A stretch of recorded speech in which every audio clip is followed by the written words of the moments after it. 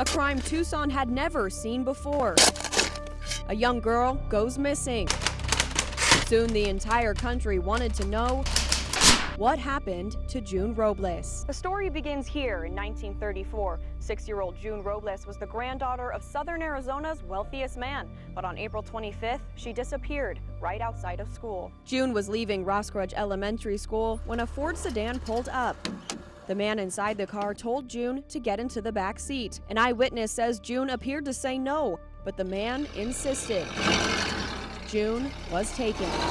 Later that day, in the parking lot of the Fox Theater, a man gave a boy 25 cents to take a note to June's father at the Robles Electric Company. The letter demanded $15,000 for June's safe return, but when the boy came back to the parking lot with a response, the man had vanished. The news of June's disappearance spread quickly. Soon newspapers all over the country had her story. June's father worried that the publicity of his daughter's kidnapping might spook whoever had her.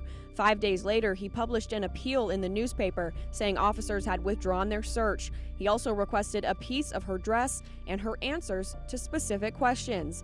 But nothing happened. Then on May 7th, a turn in the case. Another ransom note was delivered, this time shoved under the door of the county attorney at the Pima County Courthouse. The letter promised to release June 48 hours after the money was delivered. It was signed XYZ, Obey. But it wasn't until May 14th when a strange note from Chicago landed on the desk of Arizona Governor B.B. Moore in Phoenix. It said June would be found in a desert area on Tucson's east side. The men searched for hours near Broadway and Wilmot. Of course, back then, this was all desert. When they were about to give up, one of the men tripped over a mound of dirt. Underneath that, they found June alive, buried in an underground cage.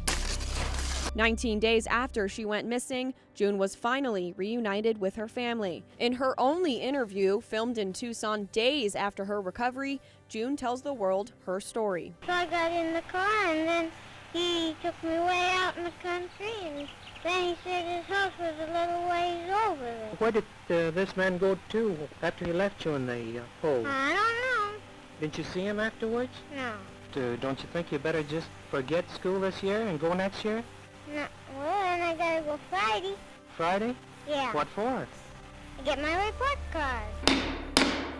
The FBI took over the case but never charged anyone for the crime. And then 2 years later, a federal grand jury stating a lack of evidence labeled the entire thing an alleged kidnapping. Rumors circulated that the family staged the event. After this interview, June never spoke publicly about it again. And one of Tucson's greatest mysteries remains unsolved.